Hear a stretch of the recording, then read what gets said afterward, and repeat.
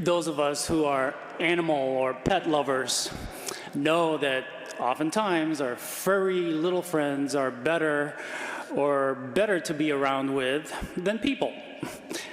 Not only do our pets have a way of lowering our heart rate, they also increase our overall level of joy.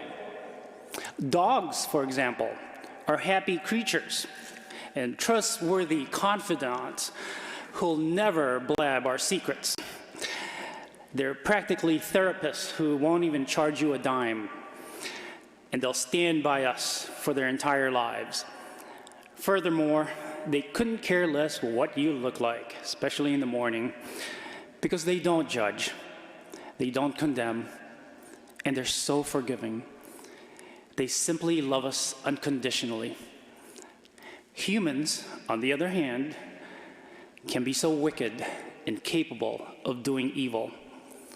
We can be downright cruel to our fellow human beings. We love, but we also loathe. We help, but we also harm. We reach out a hand, yet we stick in the knife. We rebel and depart from God's commandments and laws. But the good news is, there's always good news. We are capable of being a better person, each one of us, a better person than we think we are. God created our human nature, our essence of being, in God's likeness. Therefore, it is in our essence to love ourselves and others, and to forgive ourselves and others without limit. So we need to make it our mission to search deep into our essence, past the corruption, the doubt, the anger, past the fear, the judgment, and the self-righteousness, and to just love and forgive, as difficult as that can be. But that's what we're called to do. Because all things are possible with God. In Luke's gospel today, Jesus gives us 5 crystal clear points on how we can be better. First, be compassionate. Compassion is a characteristic of holiness and godliness. True compassion changes the way we live, especially when we learn to regard people less in the light of what they do or omit to do, and more in the light of what they suffer. Second, don't judge. Who are we to find fault with our neighbor when we ourselves walk imperfectly? Third, don't condemn, because Jesus did not condemn us, but came to save us. So if you feel the need to correct someone, we can do so in the spirit of charity and in the spirit of Christ.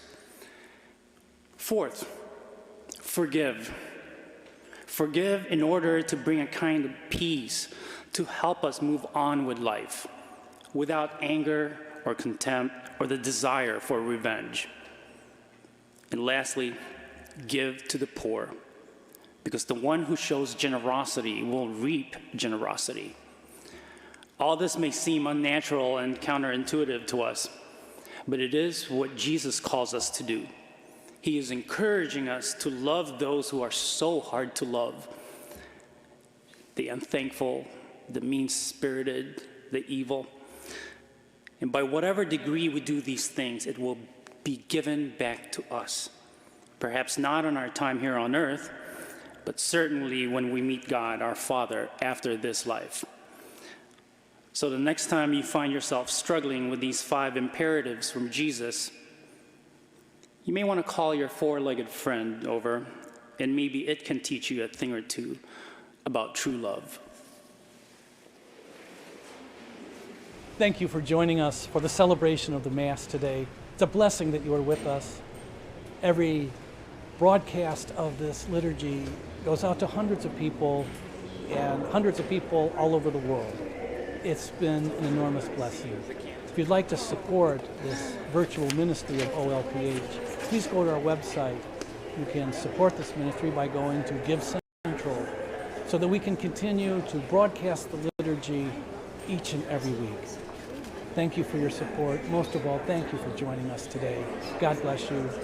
Greetings from OLPH.